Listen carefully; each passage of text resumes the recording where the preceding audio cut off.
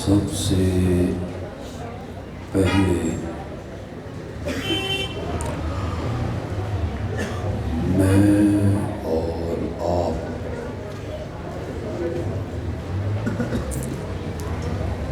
سب اللہ کے حضور دعا گو ہیں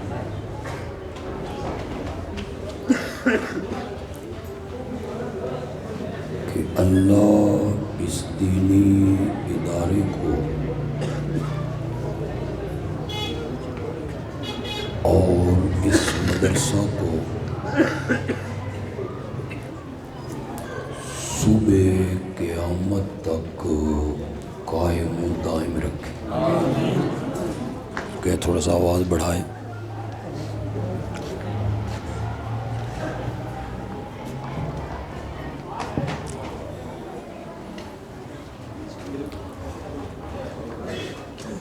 پھر ہم سب دعا گو ہیں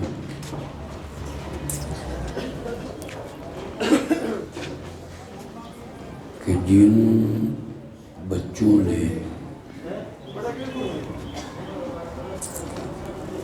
اللہ کی رحمت سے حفظ قرآن کی دولت کو اپنے سینوں میں محفوظ کیا،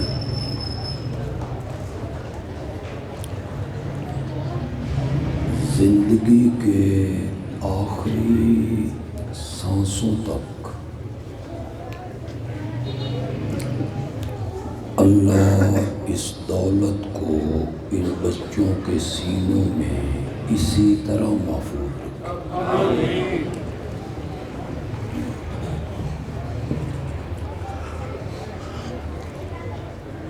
بچوں کے حفظ کی تقریب ہے۔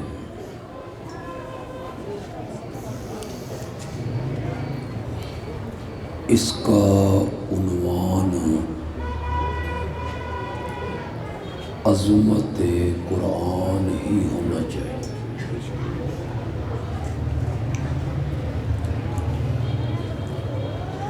دوسرا عنوان جو اشتہاروں میں تجویز ہوا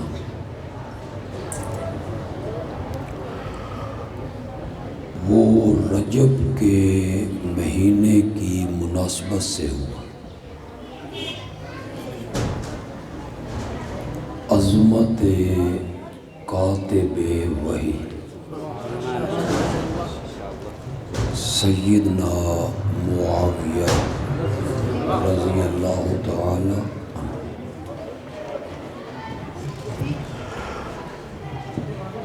میرے اللہ نے مجھے توفیق بخشی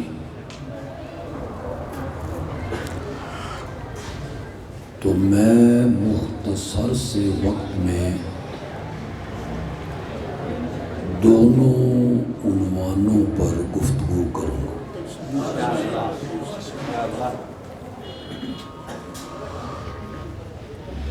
اور دوسرے عنوان کو بیان کرتے ہوئے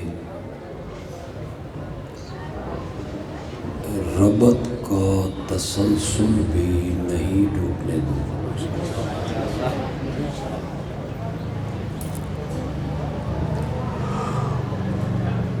اس بات میں کوئی شک نہیں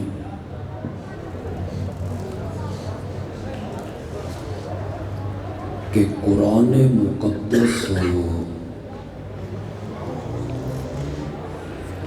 دنیا میں سب سے عظیم کتاب،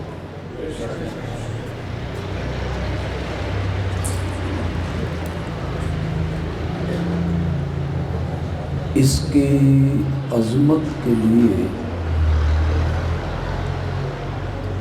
صرف ایک بات ہی کافی ہے کہ قرآن مخلوق نہیں ہے، اللہ کی صفت ہے۔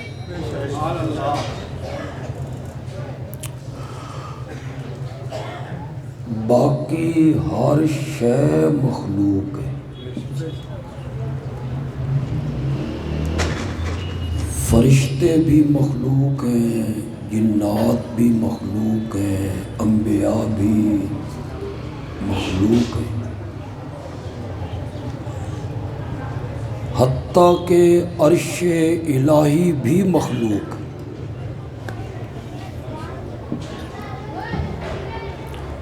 تخلیق کیا گیا ہے، حادث ہے۔ دنیا میں صرف قرآن ہے جو مخلوق نہیں ہے، اللہ کی صفت ہے۔ سمجھ تو ان کوئی نہیں آئی تو انہیں ہی سبحان اللہ کے۔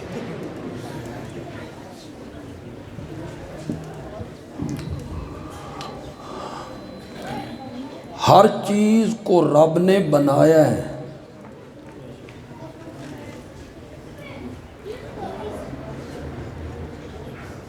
قرآن بنائی گئی چیز نہیں ہے،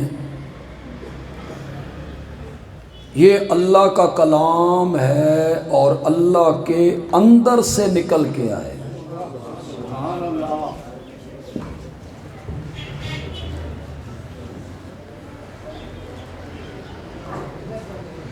متکلم اپنے کلام میں چھپا ہوا ہوتا ہے، در سخن مخفی منم، چوں بوئے گل در برگے گل،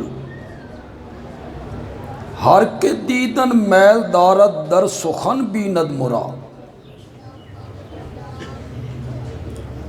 شاعر کہتا ہے میں اپنے کلام میں چھپا ہوا ہوں، جیسے پھول کی خوشبو اس کی پتیوں میں چھپی ہوئی ہوتی ہے، جس نے مجھے دیکھنا ہو وہ مجھے میرے کلام میں دیکھے۔ بندیالوی کہتا ہے جس نے رب کو دیکھنا ہو وہ رب کو رب کے کلام میں دیکھے،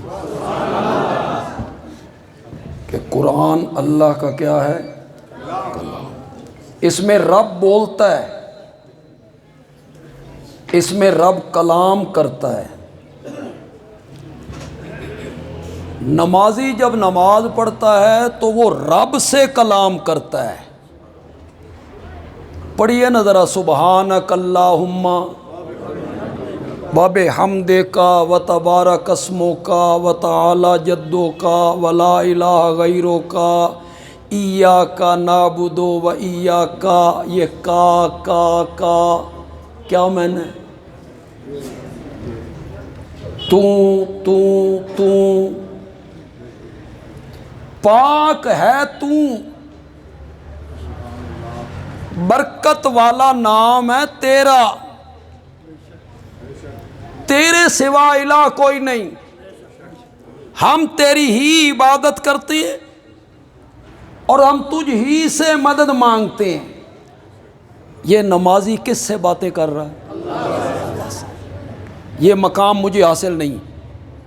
یہاں کوئی بندہ بیٹھا ہو، مجمع میں کوئی ہو جس کو یہ مقام حاصل ہو کہ وہ نماز پڑھ رہا ہے تو گویا کہ رب سے کیا کر رہا ہے؟ یہ مقام صحابہ کو حاصل۔ جب بندہ نماز پڑھتا ہے نا تو وہ رب سے باتیں کرتا ہے، اور جب وہ قرآن پڑھتا ہے نا تو رب اس سے باتیں کرتا ہے۔ یا ایھا الذین آمنوا اتقوا اللہ، یا ایھا الناس اعبدوا ربکم، یا ایھا الذین آمنوا کتب علیکم الصیام۔ رب باتیں کر رہا ہے کس سے؟ لوگوں سے۔ عظمت کے لیے صرف ایک ہی بات کافی ہے کہ یہ اللہ کی صفت ہے، اللہ کا کلام ہے۔ قرآن میں کون بولتا ہے؟ بولو تو صحیح ذرا یار۔ اے دھوپ والے تے تنگ بیٹھے ہونے، چھاں لے تے بولو۔ کون باتیں کرتا ہے؟ اور قرآن کی عظمت کے لیے دوسری یہ بات کافی ہے کہ قرآن مقدس نے خود کہا وَاعْتَصِمُوا بِحَبْلِ اللَّهِ جَمِيعًا، سارے مل کر اللہ کی رسی کو مضبوط پکڑو، وَلَا تَفَرَّقُوا، فرقے فرقے نہ بنو، فرقہ واریت نہ پھیلاؤ، سارے مل کر اللہ کی رسی کو کیا کر لو۔ جب بھی کوئی کانفرنس ہوتی ہے اتحاد امت کے نام پر، جب کسی ٹی وی پہ کوئی ٹیبل ٹاک ہوتا ہے اتحاد امت کے نام پر، وہاں بڑے بڑے وکلاء اور پروفیسر اور مبصر تشریف لاتے ہیں، ہر ایک کی زبان پہ یہی آیت ہوتی ہے وَاعْتَصِمُوا بِحَبْلِ اللَّهِ جَمِيعًا وَلَا تَفَرَّقُوا، سارے مل کے اللہ کی رسی کو۔ لیکن آج تک ان میں سے کسی نے نہیں بتایا کہ اللہ کی رسی کیا ہے۔ بتایا تمہیں اللہ کی رسی کیا ہے؟ کہاں ہے؟ سانوی دسو، اساں بھی تواڈے نال جا کے پھڑیے، بتاؤ نا حبل اللہ کہاں ہے؟ تم میں جرت ہی نہیں ہے بتانے کی، تم نہیں بتاؤ گے قوم کو کہ حبل اللہ کیا ہے، جس کو مضبوط پکڑنے کی بات قرآن نے کی ہے۔ تم حبل اللہ کی تشریح نہیں کرو گے، نہیں بتاؤ گے، یہ میں بتاؤں گا۔ صحابہ سے لے کر آج تک کا مفسر، متقدمین متاخرین، جتنے مفسر ہوئے ہیں، سب کا اتفاق ہے حبل اللہ اے کتاب اللہ۔ اللہ کی رسی کیا ہے؟ قرآن۔ قرآن بولو، اس قرآن کو کیا کرو؟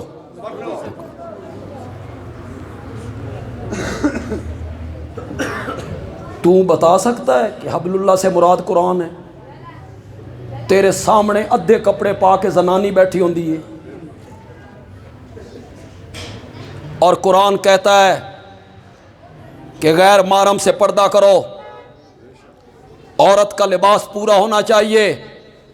تو بتا نا وہاں کہ حبل اللہ سے مراد کیا ہے؟ قرآن۔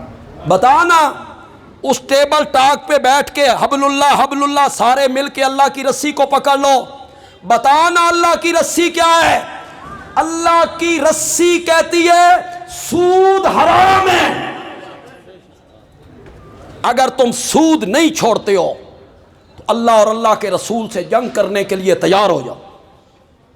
کہتا ہے حبل اللہ کے نہیں کہتا؟ تم ادھر کہتے ہو سارے مل کے اللہ کی رسی کو پکڑ لو، اور دوسرے لمحے کہتے ہو سود کے بغیر تو ملک کی معیشت۔ تم کس طرح حبل اللہ کی دعوت دیتے ہو؟ تم حبل اللہ کی دعوت دیتے ہو لوگوں کو اللہ کی رسی کو مضبوطی سے پکڑ لو۔ اللہ کی رسی کہتی ہے یا ایھا النبی قل لازواجک وبناتک ونساء المؤمنین یدنین علیہن من جلابیبہن۔ میرے پیارے پیغمبر اپنی بیویوں سے کہہ، وبناتک، اور اپنی بیٹی سے کہہ۔ بنات کا معنی بیٹی نہیں ہوتا؟ تو جمع کا اطلاق کم از کم کتنے پہ ہوتا ہے؟ یہ تو قرآن کی نص ہے کہ بیٹیاں کم از کم کتنی تھیں؟ 3 تھیں۔ بنت نہیں کہا، بنات کہا۔ پھر جو تیرے ذہن میں اشکال تھا کہ مراد مومن عورتیں ہیں اور مومن عورتیں نبی کی بیٹیوں کی طرح ہوتی ہیں، رب کو یہ پتہ تھا، رب نے بناتکا کے بعد کہا وَالنِّسَاءِ الْمُؤْمِنِينَ، اس کو الگ ذکر کیا۔ اپنی بیویوں سے کہے، اپنی بیٹیوں سے کہے، مومنوں کی عورتوں سے کہے، اگر ضرورت کے وقت گھر سے باہر نکلنا ہو، یدنین علیہن من جلابیبہن، تو اپنی بڑی چادروں کا کچھ حصہ اپنے چہرے پر. جناب یہ ہے حبل اللہ. مبصر صاحب سارے لال بجھکڑ اکٹھے ہوئے ہو، وہاں بیٹھ کے پڑھتے ہو وَاعْتَصِمُوا بِحَبْلِ اللَّهِ جَمِيعًا، اور پردے کی بات آتی ہے تو بکواس کرتے ہو. مولوی پردہ کرواتا ہے، شریعت میں تو پردے کا حکم نہیں ہے. یہ ہے حبل اللہ پہ عمل کرنا.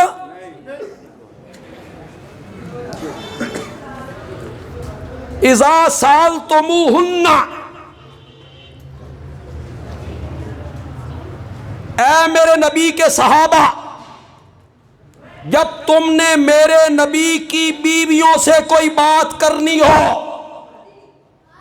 کوئی مسئلہ پوچھنا ہو، کوئی چیز مانگنی ہو، سامنے آ کر نہیں مانگنی. فَاسْأَلُوهُنَّ، مانگو ان سے من ورائے حجاب. کچھ مانا تو سمجھ کرو یار. تم تو کہتے ہو پردے کا قرآن میں حکم ہی نہیں، پھر تم مذاق اڑاتے ہو. پردہ تو دل کا ہوتا ہے، چہرے کا کیا پردہ ہے؟ اور وہاں بیٹھ کے وَاعْتَصِمُوا بِحَبْلِ اللَّهِ پڑھتے رہتے ہو. میں تو انہوں نے واقعہ تسی کو ناراض بیٹھے.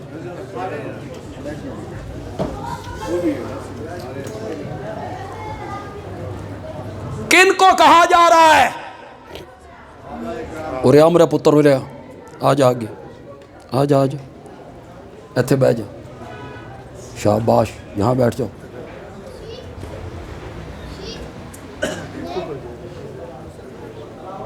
کوئی نہیں بیٹھنے، پتہ نہیں یہی سمجھ جائے تھے بڑی گل. کن کو کہا جا رہا ہے؟ بولو تو صحیح یار. تیرا دل زیادہ پاکیزہ ہے. تعارف کرواؤں صحابہ کا؟ ایک جملے میں اگر کروا دوں، کہو گے بندیالوی صحیح بات کہہ گیا ہے. حکم دیا جا رہا ہے ان لوگوں کو جو اتنے مقدس تھے کہ دامن نچوڑ دیں تو فرشتے وضو کرنے لگ جائیں. حکم دیا جا رہا ہے ان مقدس لوگوں کو جن کے پاؤں کے تلووں کے ساتھ جنت کی حوریں اپنی آنکھوں کی پلکوں کو ملنا اپنی سعادت سمجھتی ہوں. حکم دیا جا رہا ہے ان کو جن کے متعلق قرآن کہتا ہے اولئک هم المتقون، اولئک هم الصادقون، اولئک هم الراشدون.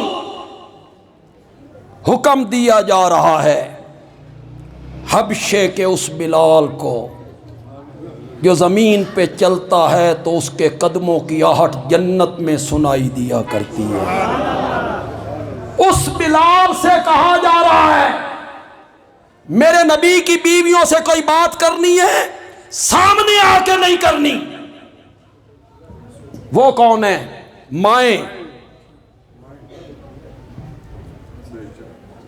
تیری میری بہن کا دل عائشہ صدیقہ کے دل سے زیادہ پاکیزہ ہے. دل کا پردہ ہوتا ہے، چہرے کے پردے کیا ہوتے ہیں؟ مذاق اڑاتے ہو دین کا اور وہاں بیٹھ کے آیت پڑھتے ہو وَاعْتَصِمُوا بِحَبْلِ اللَّهِ جَمِيعًا. جن سے سوال کرنا ہے نا، جن سے مانگنا ہے نا، ان میں وہ خاتون شامل ہے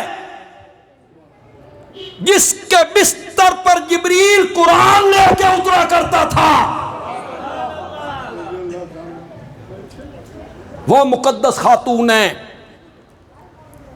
جس سے میرے آقا نے کہا تھا عائشہ یہ جبریل کھڑا ہے تجھے سلام کہہ رہا ہے۔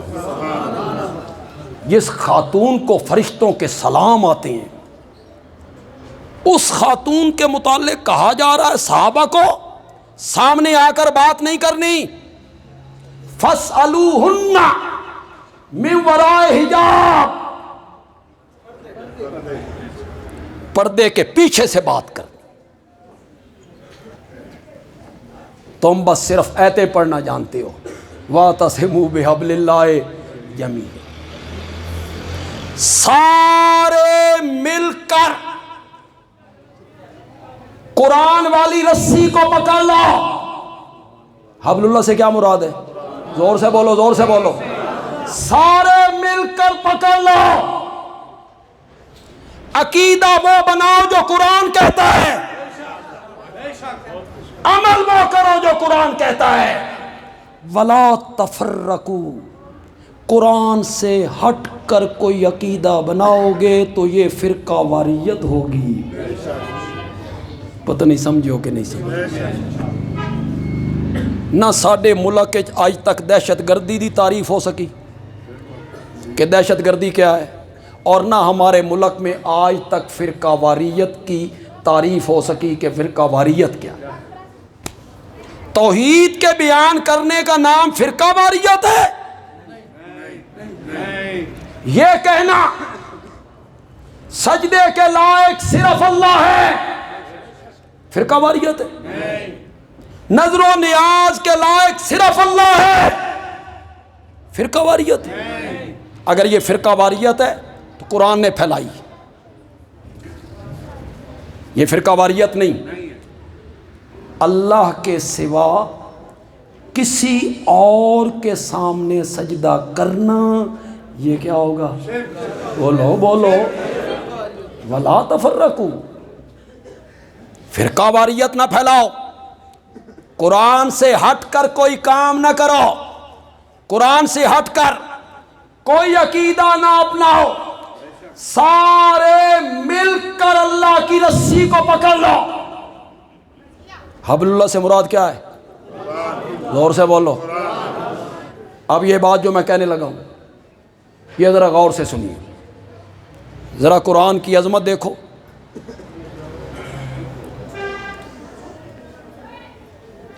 سمجھ آ جائے کہنا بدیالی بھی اچھی بات کہی، چلو جوش میں نہیں کہتا یار، بات جوش میں کہی جائے تو لوگ کہتے ہیں بڑا زور لایا خطیب نے، چلو سبحان اللہ آگ چھڈو۔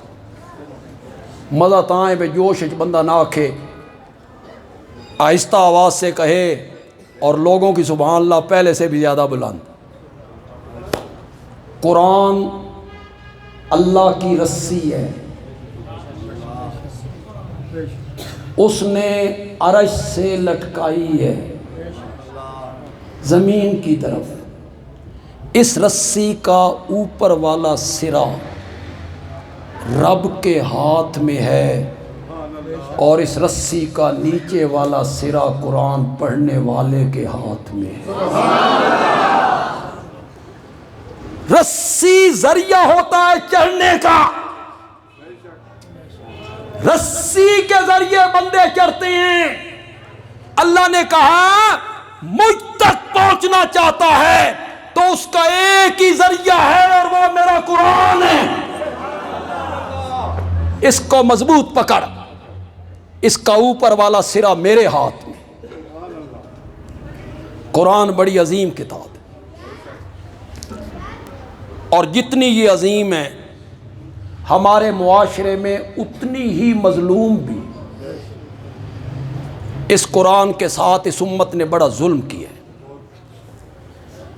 کوئی اس کے ورق جلائے ہم بڑا احتجاج کرتے، جلوس نکالتے، اور ہمارا احتجاج کیا ہوتا ہے؟ ٹریفک کے اشاروں کو توڑنا۔ ہمارا احتجاج کیا ہوتا ہے؟ لوگوں کی گاڑیاں جلانا۔ ہمیں قرآن سے محبت ہے، واہ کیسی محبت ہے تیری کہ قومی املاک کا نقصان کر رہا ہے، لوگوں غریب لوگوں کے موٹر سائیکل جلا رہا ہے، دکانوں کے شیشے توڑ رہا ہے۔ بڑا ظلم ہوا جی، کفار نے قرآن کے ساتھ ظلم کیا، تم نے کیا کیا؟ بولو تم نے کیا کیا ہے؟ تم نے قرآن کے ساتھ کیا سلوک کیا ہے؟ تم آج تک سمجھ سکے ہو کہ قرآن کے نزول کا مقصد کیا تھا؟ سمجھ سکے ہو رب نے قرآن کیوں اتارا تھا؟ سمجھ سکے ہو؟ میرے مخاطب صرف آپ نہیں ہیں، میرا مخاطب معاشرہ ہے۔ جاؤ لوگوں سے پوچھو، باہر بازار میں جاؤ، لوگوں سے پوچھو، علماء تک سے پوچھو، وہ کہتے ہیں یہ صرف کتاب برکت ہے۔ علماء نے ان کو پٹی پڑھائی، قرآن تو پڑھن پڑھان دی کتاب نہیں، اس واسطے 18 علم پڑھنے پوندے نے۔ کتنے؟ بندے دا سر پیچھے جا لگدا، پتہ نہیں بلال کتنے علم پڑھے ہیں۔ 18 علم پڑھنے پڑتے ہیں۔ آگے سے وہ دکاندار کہتا ہے اچھا یہ قرآن ساڈے پڑھن پڑھان دی کتاب نہیں تے ساڈے تے کی حق کے؟ مولانا کہتے ہیں نویں دکان بنا سن بلا، اساں پڑھیے ختم، تو سن کھوا چاول تے لڈو، بس تیرا حق ادا ہو گیا، محبت ہو گئی قرآن کے ساتھ۔ نیا مکان بنا ہمیں بلا، ہم پڑھیں گے وہاں ختم، تو ہمارے کھانے پینے کا اور نقدی کا انتظام کر، ایک ختمہ والی کتاب ہے۔ نئی دکان بنی، طالب علم لاؤ بھائی، طالب علم ختم پڑھن، نئی دکان ہے، افتتاح کرنا ہے، پہلا دن ہے، طالب علم آ گئے، طالب علموں نے قرآن پڑھنا شروع کیا۔ اگر وہ پڑھ دین ورنہ میں طالب علمی گزاری، من بڑی چنگی طرح پتا طالب علم کنج پڑھ دیں، طالب علم پڑھ دیں تیری دکان واسطے، تیری دکان نو اگ لگے یا تیری دکان جہنم میں جائے، طالبہ نو کی یہ تو بے پرواہ قوم ہے۔ انہاں سرانیاں دا اچھاڑ اس وقت تک نہیں دھونا جدہ تے ایتھے چمڑ کے دروازے تک نہیں جانا، اس وقت میلا ہو جانا۔ یہ تو یہ قوم ہے، ختم پڑھ رہے ہیں۔ میری ماں مر گئی ہے، طالب علموں کو بلاؤ جی طالب علم ختم پڑھیں، واہ ماں تیری ہے کہ طالب علموں دی ہے؟ طالب علموں نو کی ہے تیری ماں جنت جائے یا جہنم میں جائے؟ طالب علموں کو سروکار ہے اس دیگ سے جو بیر پک رہی ہے۔ طالب علم پڑھیں گے ختم، جس طرح پڑھتے ہیں طالب علم۔ طالب علموں نے جب قرآن پڑھا، میری بات غور سے سننی، اس میں یہ آیت آئی پورا تولو، ہے قرآن میں؟ بولو تو صحیح یار، ہے قرآن میں؟ لوگوں کو ان کی چیزیں گھٹا کے نہ دو، ہے قرآن میں؟ بولو بولو بولو، ہے قرآن میں؟ دکاندار کہتا ہے برکت واسطے پڑھ چھڈو، میں پورا تولنا کوئی نہیں۔ یہ ظلم کیا تم نے اس کتاب کے ساتھ، یہ زیادتیاں کی تم نے قرآن کے ساتھ کہ یہ صرف برکت والی کتاب ہے۔ جب طالب علم تیری دکان میں قرآن پڑھتے ہیں تو وہ یہ آیت پڑھتی ہیں سودی کاروبار چھوڑ دو، پڑھتے ہیں۔ دکاندار کہتا ہے برکت واسطے پڑھ چھڈو، میں سودی کاروبار چھوڑنا کوئی۔ یہ ظلم کیا آپ نے اس کتاب کے ساتھ، اس کے نزول کا مقصد ہی نہ سمجھ سکے۔ تم نے کہا یہ صرف کتاب برکت ہے، بندیالوی انکار نہیں کرتا، کتاب برکت ہونے کا انکار میں نہیں کرتا، کتاب برکت ہی تو ہے یار۔ ایک حرف پڑھو تو 10 نیکی،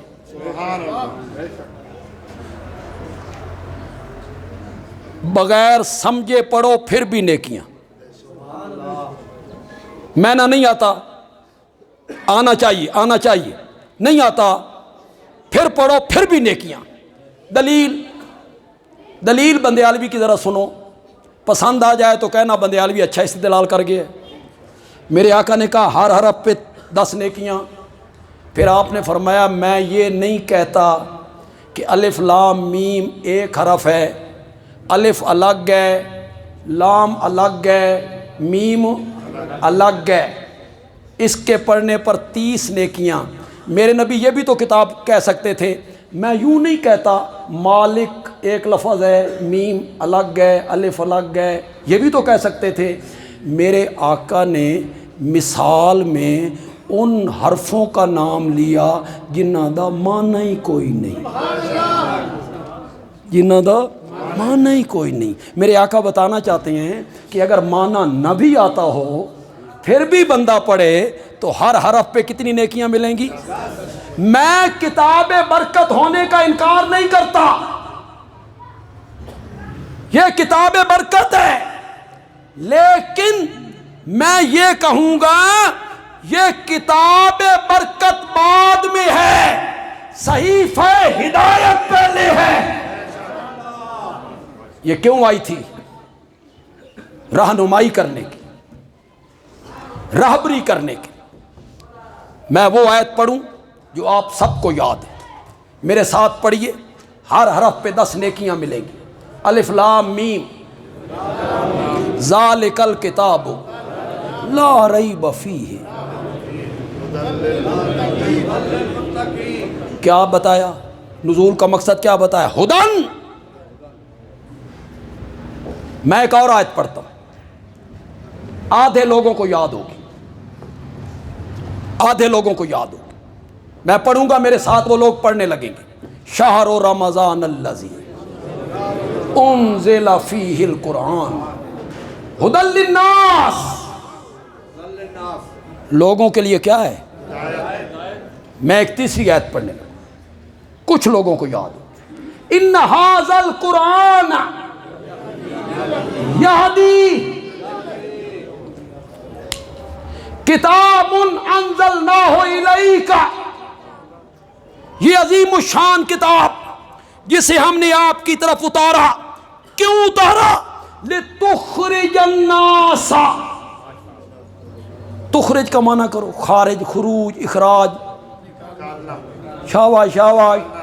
لتخرج الناس، تاکہ آپ نکالیں لوگوں کو من الظلمات، اندھیروں سے، الی النور.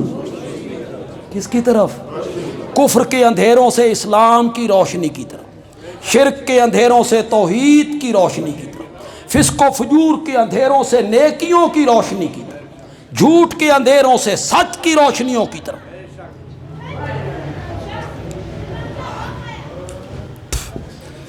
تھک گئے آپ؟ نعرہ تکبیر، نعرہ تکبیر. عظمت قرآن، عظمت قرآن. علامہ عطا اللہ بندیالوی سے. ابھی میں نے ایبٹ آباد جانا ہے، وہاں میں نے پریس کلب میں بیان کرنا ہے، اور 3 بجے جا کے میں نے حویلیوں میں بھی بیان کرنا.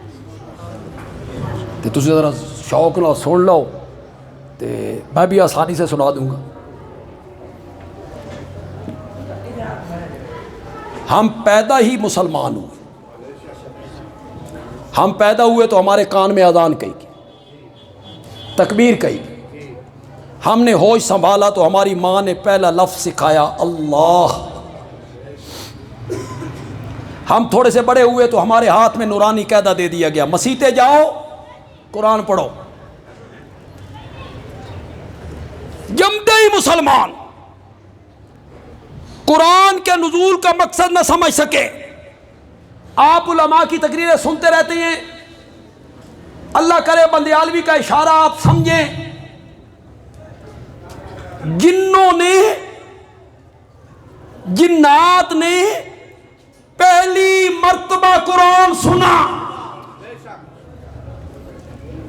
میرے نبی کی زبان مقدس سے سنا، قوم کے پاس گئے، داعی بن گئے. کیا بن گئے؟ داعی. تم میں سے بھی جس کو توحید کی سمجھ ہے اپنے تک محدود نہ رکھا کرو، داعی بنا کرو، آگے دعوت دیا کرو. جنات داعی بن گئے، اپنی قوم کو جا کے کہنے لگے انا سمعنا قرآنا عجبا، ہم نے بڑا عجیب قرآن سنا ہے۔ قرآن کیا کہتا ہے؟ جنات نے کہا یہدی، انہوں نے پہلے دن سمجھ آ گئی کہ قرآن کے نزول کا مقصد کیا ہے۔ یہدی الی الرشد فآمنا بھی، ہمیں آج تک سمجھ نہ آئی قرآن منوانا کیا چاہتا ہے۔ آئی سمجھ آپ کو؟ قرآن کا دعویٰ کیا ہے؟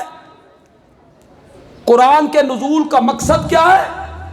قرآن منوانا کیا چاہتا ہے؟ آج تک سمجھ نہیں آئی، جنات کو پہلے دن سمجھ آ گئی۔ عام میں سے بھی جن لوگوں کو جنوں کی بات سمجھ آ جائے تو سبحان اللہ کہہ دینا۔ جنات نے کہا فآمنا بھی، ہم اس قرآن پر ایمان لے آئے۔ وہ قرآن منوانا کیا چاہتا ہے؟ وَلَن نُشْرِكَ بِرَبِّنَا أَحَدًا، آج کے بعد ہم اپنے رب کے ساتھ کسی کو شریک نہیں بنائیں۔ قرآن جتنی عظیم کتاب اتنی ہی مظلوم کتاب۔ بندیالوی جوڑ لگانا چاہتے، معاویہ جتنا عظیم ہے معاویہ اتنا ہی مظلوم بھی ہے۔ جتنا عظیم ہے نا اتنا ہی مظلوم بھی ہے۔ عظیم ایسا کہ پہلے بحری بیڑے کا موجد ہے۔ بخاری نے 6 جگہوں پہ نقل کی۔ عظیم اتنا کہ پہلے بحری لشکر کا سالار ہے۔ بخاری نے 6 جگہوں پہ ذکر کی۔ اور میرے نبی نے جب یہ خواب دیکھا مسکراتے ہوئے اٹھے۔ وہ جو معاویہ کا لشکر جا رہا تھا بحری، اسے میرے نبی کے خواب میں دکھایا گیا، خواب میں دکھایا گیا، خواب میں دکھایا گیا۔ معاویہ تو کتنا عظیم ہے، خواب میں بھی میرے نبی کو مسکراتا رہتا تھا، خواب میں بھی دیکھ کے میرا نبی مسکراتا رہتا ہے۔ 6 جگہوں پہ امام بخاری لائے۔ اول جیش من امتی یغزون البحر قد اوجبوا، جنہوں نے عربی سمجھ آ گئی ہوتے سبحان اللہ آکھو۔ انہوں نے جلے سمجھ آئی انہوں تے ایک بینر ہی اٹھا چھڑنا ہوتا۔ اول جیش من امتی، میری امت کا پہلا لشکر یغزون البحر، جو سمندری جنگ لڑے گا، قد اوجبوا، رب نے پورے لشکر پہ جنت کو واجب کر دیا ہے۔ اس سارے لشکر پہ جنت واجب ہو گئی۔ معاویہ اس لشکر کا فوجی نہیں ہے، کمانڈر ہے۔ کرو انکار، کسی میں جرأت ہے تو انکار کر کے دکھائے۔ معاویہ پہلے بحری لشکر کا سپہ سالار بھی ہے اور پہلے بحری بیڑے کا موجد بھی ہے۔ عظیم اتنا ہے کہ کاتب وحی ہے، عظیم اتنا ہے کہ میرے نبی نے جھولی پھیلا پھیلا کے سحری کے وقت ان کے لیے دعائیں مانگی تھیں، مولا معاویہ کو ہادی بنا دے، مہدی بنا دے، معاویہ کے ذریعے لوگوں کو ہدایت دے دے۔ میرے نبی نے جھولی پھیلائی، اللہم علم معاویۃ الکتاب والحساب وقہ العذاب، مولا معاویہ کو کتاب کا علم دے، حساب کا علم دے، اور معاویہ کو عذاب سے بچا لے۔ اس کی تہ میں اترو ذرا، معاویہ کو عذاب سے میرے آقا قیامت کے دن شفاعت کریں گے، مومنوں کے حق میں کریں گے، انشاءاللہ ہمارے حق میں ہوگی، ہم موعد ہیں۔ میرے آقا نے شفاعت کرنی ہے، شفاعت کیا ہوگی؟ بولو کیا ہوگی شفاعت؟ میرے آقا کہیں گے مولا یہ میرا امتی ہے، گناہ گار ہے، اس نو مولا عذاب تو بچا لے، اس کو عذاب سے بچا لے میرے اللہ، اس کو جنت میں بھیج دے۔ جو شفاعت تجھے اور مجھے قیامت کے دن نصیب ہونی ہے، معاویہ کو وہ شفاعت اسی دنیا میں نصیب ہوئی تھی۔ علم معاویۃ الکتاب والحساب وقہ العذاب، اس کے لیے دعائیں مانگی، اللہم املی ہو علما و حلما، معاویہ کے سینے کو علم سے بھی بھر دے، حوصلے سے بھی بھر۔ عظیم اتنا ہے کہ حضرت فاروق اعظم اس پر اعتماد کرتے ہیں۔ پھر جوش سے ہٹ کر ایک مرتبہ پھر بڑی نرمی کے ساتھ ایک بات کہنا چاہتا ہوں، پسند آ جائے تو پھر آپ کی سبحان اللہ پہلے سارے ریکارڈ توڑ دیں۔ بات ہی ایسی بندے عالوی کہتا ہے وہ امام کتنا عظیم ہوگا جس کا مقتدی حسین ہوگا۔ وہ امام کتنا عظیم ہوگا جس کے ہاتھ پر بیعت کرنے والا حیدر کرار کا بیٹا حسن ہوگا۔ تمہیں وہ معاویہ یاد ہے جو حضرت علی کے مقابلے میں آیا؟ بڑا یاد ہے تو ان حضرت معاویہ کی سیرت کو وہاں سے شروع کرتے ہو۔ معاویہ کون ہے جی جو علی کے خلاف لشکر لے کے آیا؟ وہاں سے شروع کرتے ہو۔ معاویہ کی سیرت کو نبوی دور سے شروع کرو۔ پھر ہمارے کئی سمجھدار لال بجھکڑ، میں نے دوسری دفعہ لال بجھکڑ کا لفظ بولا ہے تے تسی میرے کو پوچھا بھی نہیں بے لال بجھکڑ کون ہوندا؟ لال بجھکڑ ایک قصبے میں ایک آدمی تھا، وہ کہتا تھا میں بڑا سمجھدار ہاں، عقل مند ہاں، کوئی مشکل مسئلہ ہوئے تے میرے کو پوچھو میں حل کڈھاں گا۔ اس گاؤں میں ایک آدمی آیا، درخت پہ چڑھ گیا، اسے اب اترنے کا طریقہ نہیں آتا، وہ اوپر سے حال دہائی مچائی ہوئی۔ لوگ لال بجھکڑ کے پاس گئے، آپ میری طرف دیکھیں، لوگ لال بجھکڑ کے پاس گئے، بندہ درخت پہ چڑھ گیا، اتر نہیں سکتا، کوئی حل کڈ۔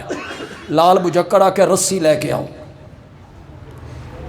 رسی آ گئی، پھینکو اس کے اوپر، پھینک دی، اس کو کہا کمر میں باندھ لے،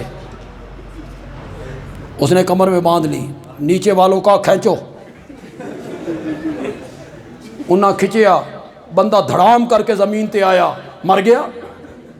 بندے آکھیا لال بجھکڑ بندہ مار چھڑی آئی، اس آکھیا اس دی اپنی قسمت ہے، میں تا سینکڑوں بندے کھوچوں انہیں ہی باہر کڈے نے۔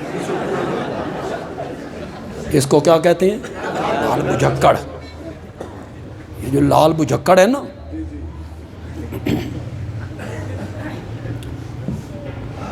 پتہ نہیں میں کہنا کیا چاہتا تھا۔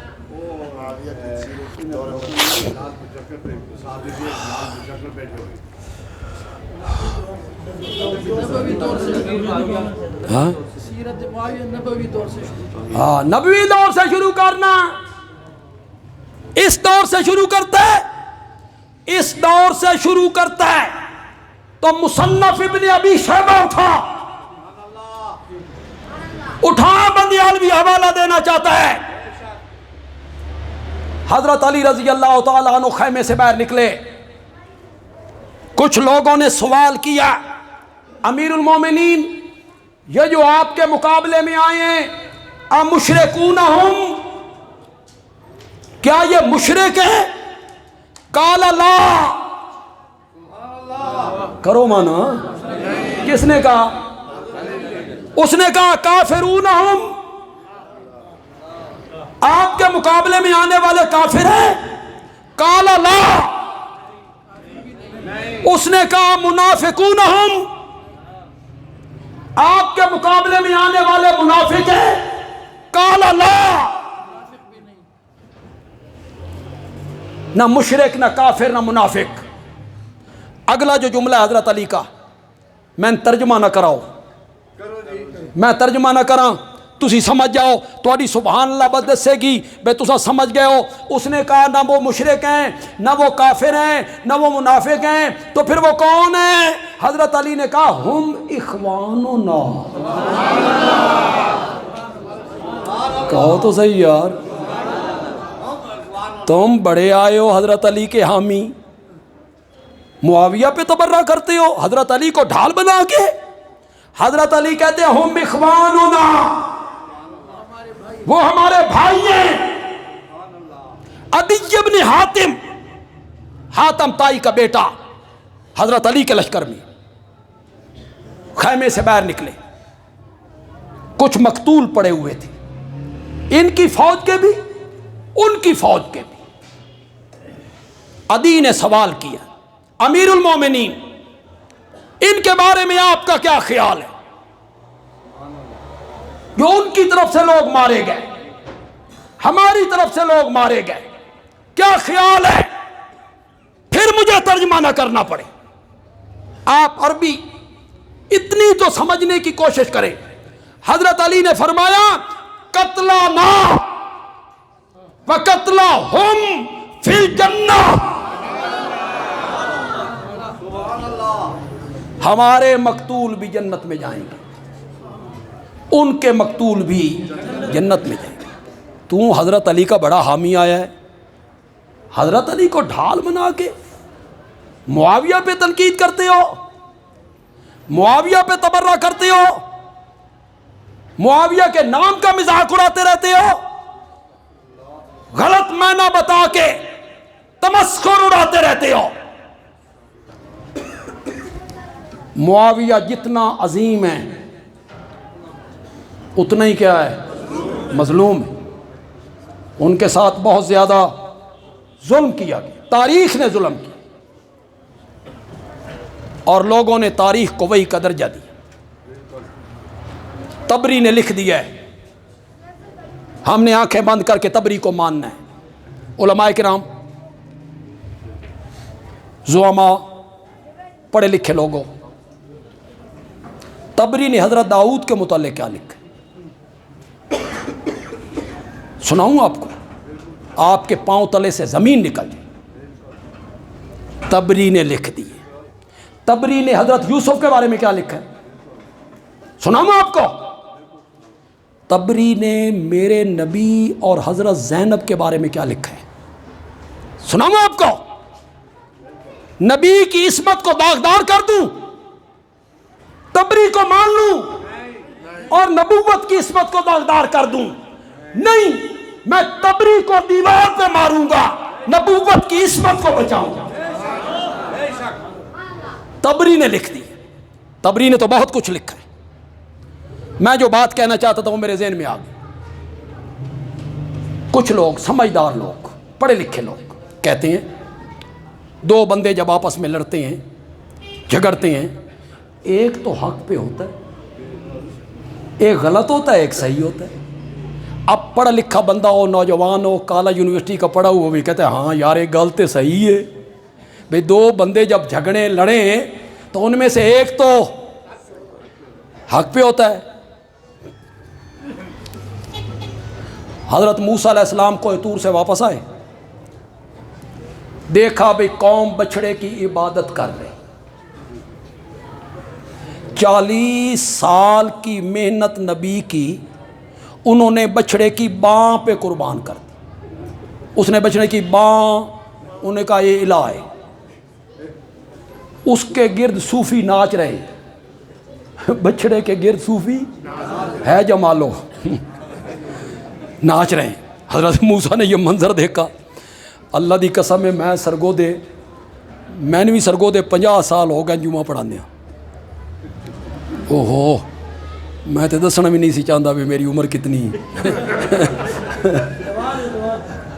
تو میں چلا جاؤں باہر ملک 1.5 سال کے لیے، میں واپس آؤں تو میں دیکھوں میرے مدرسے چ قبر بنی ہوئی ہے، اتنے اچھاڑ پے نے اور صوفی وہاں مراقبے میں ہو کر رہے ہیں، دیگیں پک رہی ہیں، قوالی ہو رہی ہے. میرے دل پہ کیا بیتے. پیغمبر ہوئے نا غضبناک، تو رات کی تختیاں ہاتھ سے چھوٹ گئیں. حضرت ہارون کی داڑھی پکڑی، سر کے بال پکڑے، کھینچا. حضرت ہارون کون ہے؟ نبی ہیں. حضرت موسیٰ سے 3 سال بڑے ہیں. کتنے سال؟ بڑا بھائی نبی.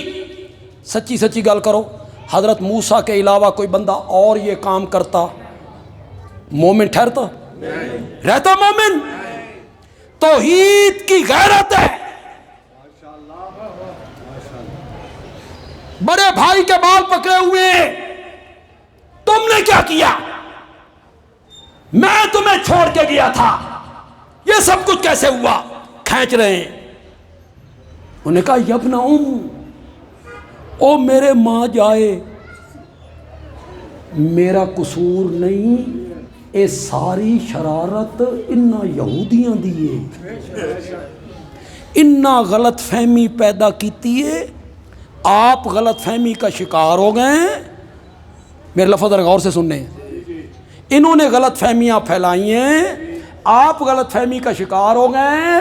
بھائی جان میرا قصور ہو نہیں. لگے کھینچنے. اٹھو تے فیصلہ کرو انہاں دوواں وچوں حق تے کون ہے تے باطل تے کون ہے. شاباش. صحیح کون ہے غلط کون ہے؟ کرو فیصلہ. جب 2 آدمی آپس میں جھگڑتے ہیں تو ایک تو صحیح ہوتا ہے، دوسرا غلط ہوتا ہے. کرنا فیصلہ. علماء کرام یہ بات میں نے مانسیرہ ایبٹ آباد کے علاقے میں آج سے پہلے کبھی نہیں کہی، کبھی نہیں کہی. میں بات شروع کروں تو آپ کہیں بندیالوی چنگا جوڑ لایا. حضرت موسیٰ کے دل میں غلط فہمی پیدا ہو گئی کہ قصور ہارون کا ہے. ہارون کا قصور نہیں تھا. شرارت کس کی تھی؟ یہودیوں کی. میرے آقا نے بھی تو حضرت علی کو امت کا ہارون کہا ہے.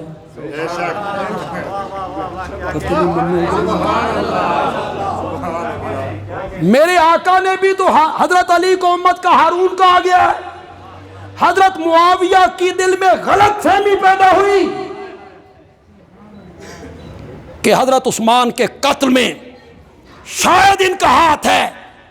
حضرت علی نے سمجھایا قصور میرا کوئی نہیں، آج بھی شرارت یہودیاں دی ہے. وہاں بھی دونوں صحیح تھے، یہاں بھی دونوں صحیح تھے. اللہ تعالیٰ عمل کی توفیق عطا فرمائے. وما علینا الا البلاغ.